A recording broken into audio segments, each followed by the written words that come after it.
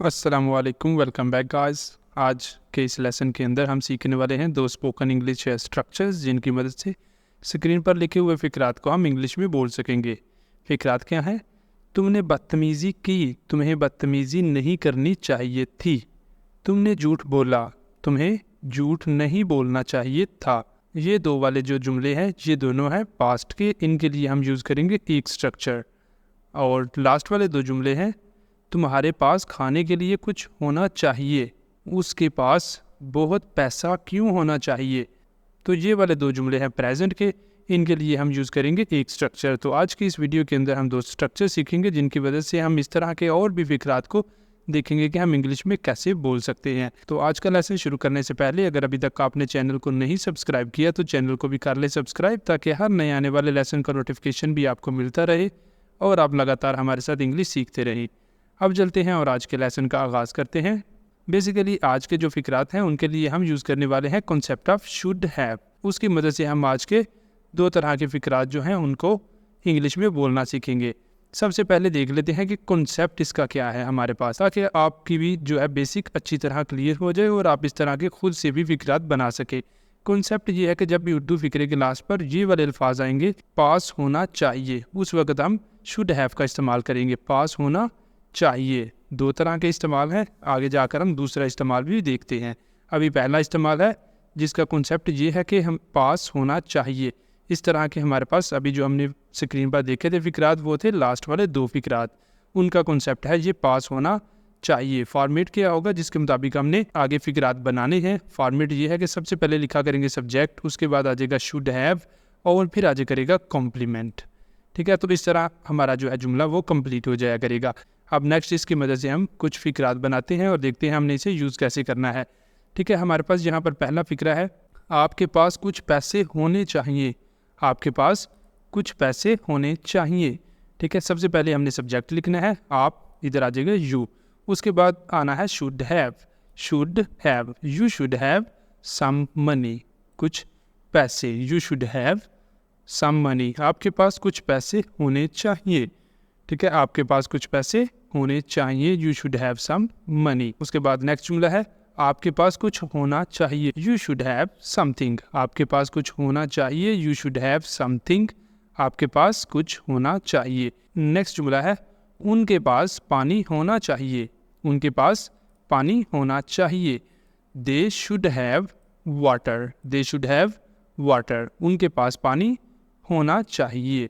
Next जुमला है तुम्हारे पास खाने के लिए कुछ होना चाहिए, you should have something to eat, you should have something to eat. तुम्हारे पास खाने के लिए कुछ होना चाहिए, you should have something to eat. Next जुमला आ जाता है उसके पास बहुत सारा पैसा क्यों होना चाहिए, उसके पास बहुत सारा पैसा क्यों होना चाहिए। तो ये आ जाएगा why should he have a lot of money, why should he have a lot of money, उसके पास बहुत सारा पैसा क्यों होना चाहिए। नेक्स्ट जुमला है हम सब के पास बराबर मौका होना चाहिए, हम सब के पास बराबर मौका होना चाहिए।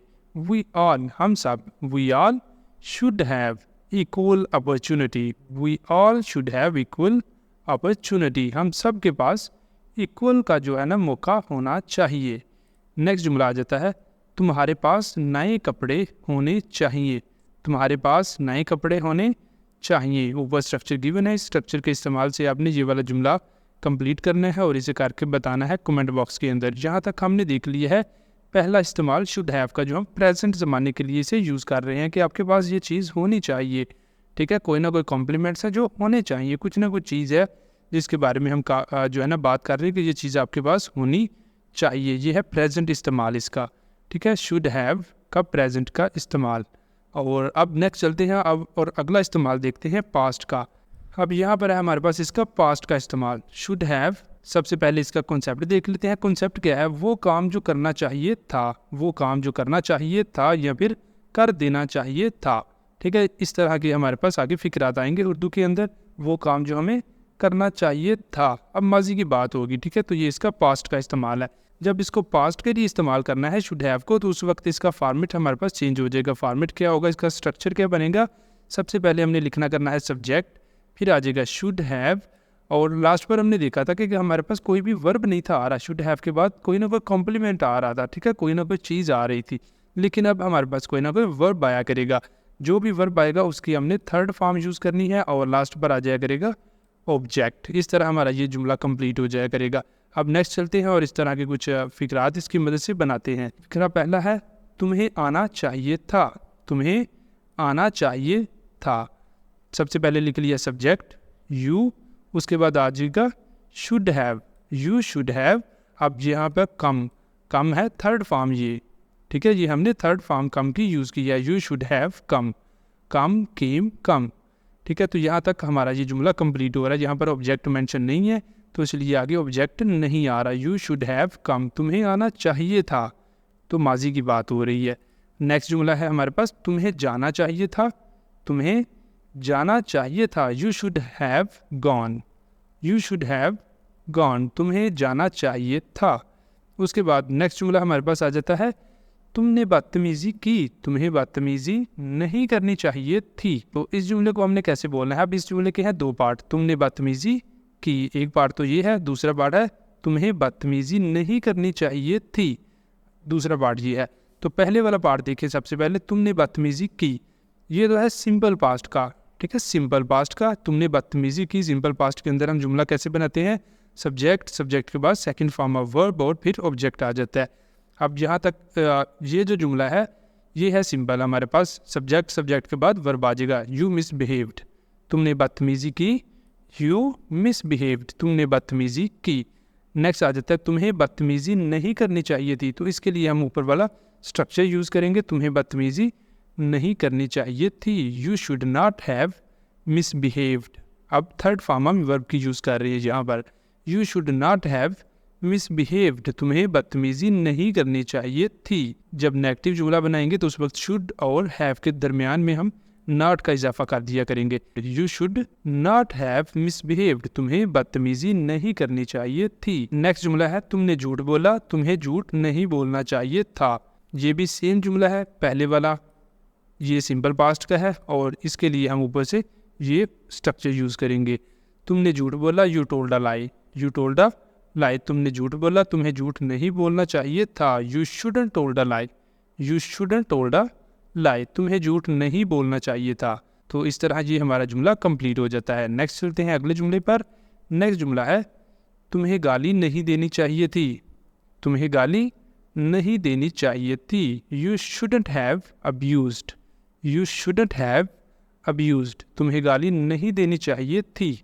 कोई भी काम है जो हमें माजी के जो है ना अंदर नहीं करना चाहिए था उसकी बात हो रही है कि तुम्हें ये काम उस वक्त नहीं करना चाहिए था, ठीक है। तो नेक्स्ट जुमला है, मुझे कहाँ बैठना चाहिए था, मुझे कहाँ बैठना चाहिए था, how should I have set, how should I have set, मुझे कहाँ बैठना चाहिए था, how should I have set.